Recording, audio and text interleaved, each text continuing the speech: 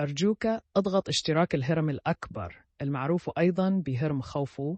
هو أحد عجائب الدنيا السبع القديمة، ولا يزال يثير الدهشة والإعجاب حتى اليوم. بني في الجيزة على يد الملك خوفو من الأسرة الرابعة خلال فترة الدولة القديمة حوالي 285 إلى 65 قبل الميلاد.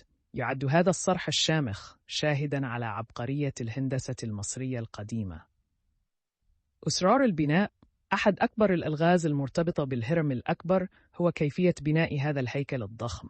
يتكون الهرم من حوالي 2.3 مليون حجر ضخم يزن بعضها أكثر من 70 طناً.